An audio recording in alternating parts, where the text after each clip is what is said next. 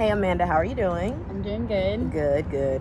I know we met last week about a couple of issues that you were going through, and we're picking up this week and we're gonna see how things have been going. Okay. So I know last week we mentioned a couple of things of like some anxiety issues you had going on, being stressed about a couple of things that you had going on personally.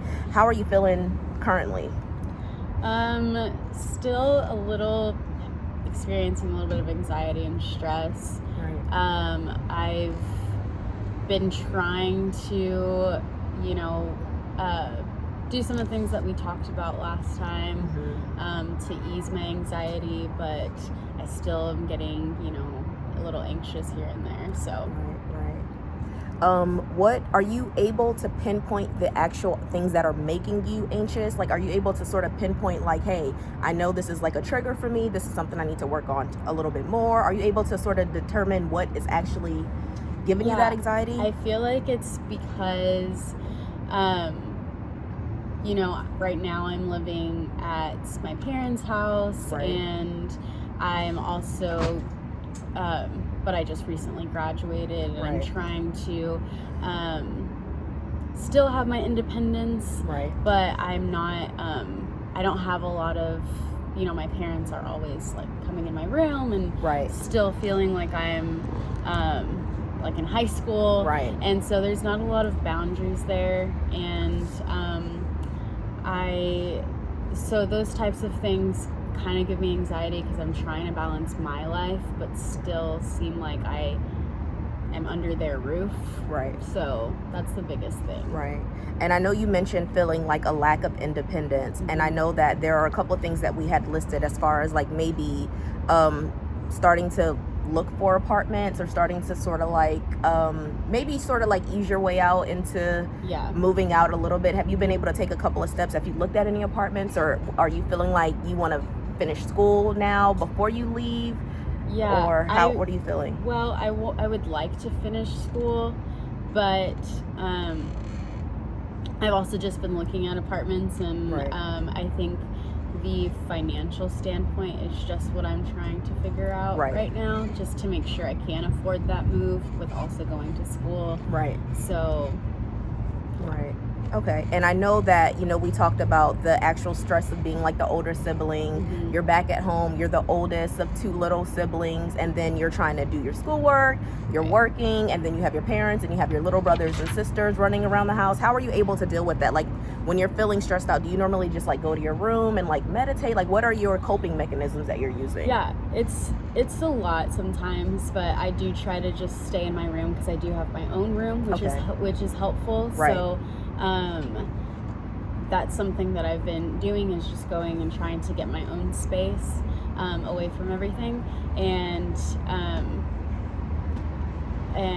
meditating I do, and I try to set aside some time that I just have to myself where they're not around in my room and stuff like that. And so so meditating, and I also try to just like watch TV or listen to music whenever I'm in my room, and just try to make sure that they know I'm in my room and we have that space. Right. Now, are you getting any pressure from your parents to leave? Like, are they like, okay, like, hello, you're getting older, it's time for you to get out? Or are they sort of like okay with it as long as you're in school, like you're doing something positive, so they're on board with it? Or well, they're okay that I'm kind of saving money and making sure that whenever I do leave, I'll have enough. It's more of like my peers and society that I'm getting pressure from to, I've already graduated, so I should be on my own. And so I feel that pressure from my friends, because some of my friends do have their own apartments, and they some of my friends are married and they have their own thing, and so they have like their own house, and so I feel that pressure from my peers more than anything. Right. Okay. Well, I know that another thing that we were talking about last week was you staying more organized with everything that you have going on with school and work. The school work life balance is sometimes overwhelming as well. And I know we mentioned you getting a planner so you can start writing out things that you know that you have planned already. Were you able to do that, and have you been implementing that in your daily life? How's that been working out? Yeah, I got a planner, and I've been trying to map out like my whole schedule with work, and then also put in school there. And I've also tried to plan time for myself so that I don't get so stressed out. So actually plugging that time in to make sure that I have just that time specifically for me. And that's been pretty helpful. Sometimes I don't keep up with the planner so much, but as much as I should, but I do have one that I'm trying to keep up with, and so it has helped and kept me organized more. And yeah, I think that I could utilize that a little bit more than I am right now. But it's been good. It's been helpful. So. Speaking from my own personal experience, I also had to get myself a planner because I feel like it will just help me as well, like organizing and being able to sort of like map out what I have going on like in a month or so, things that I already know that I have planned that are in stone. It just allows me to sort of like make my life around those things that are in stone. So I feel like that is very helpful for me as well. So I'm glad that you're able to use that. I think that's like a big tool. Yeah, it's really helpful. Okay. So school, I know school is super stressful. You're in school for your master's. Do you feel like that adds to the stress, or are you more like determined to get finished, so you're just like, I just got to do it, I think a combination of both. It's stressful, and especially because I'm also working full time. So just those two things alone is very stressful. A stressful combination to be working full time and also going to school. But I am determined to get finished. That way, I feel like that will take a stress off of me, even though I love school and I love what I'm learning and stuff. And I know I'm furthering my education, and that's super great. It's still stressful, and so I'm kind of like ready to get it over with and graduate, so that can kind of take a stress off of me, and then I can really like invest in looking at apartments and things like that. So. And another thing, like, you know, everyone thinks of like how we were talking about how society has the standards. Everyone's life is not the same. Like we have to have our own, like, I guess, what sort of check marks in life. Everyone doesn't hit the same I guess we'll say marks at the same time. So everyone has to do what works for them, and I think that that's important that you understand that, and that's something that you don't add additional pressure on your life with, because like society can just stress you out trying to live the American dream, and sometimes that's just not the way our lives are set up. So you just have to plan your life accordingly. And I think that's the hardest part, is that I see where I compare my life to what other people are doing, and I never really thought that after I graduated I'd be moving back to my parents' house. You know, that wasn't what I saw my plan to be, and so that has just been kind of stressful, and kind of been down on myself about that. So that's just been hurting my anxiety a little bit more, that I just put that pressure on myself, you know. But yeah, I do have to remind myself about that, so I don't get so much anxiety. And I know we talked about the coping skills for your anxiety. How has your meditation been working? How often are you doing it? And do you feel like it's actually working, or are you feeling like you might need something a little bit more than meditation? I think that it is working.